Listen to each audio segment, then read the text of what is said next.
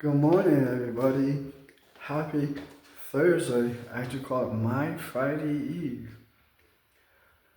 40s and 50s today. Take the umbrella with you today. It's gonna have some rain on and off today, and then until later on in the afternoon, and it'll be all clearing out this evening. It'll be sunshine tomorrow, upper 40s on Friday. And another system on Saturday, but it's not much on Saturday. It's more like some light rain showers on Saturday, 40s near upper 50s on Saturday.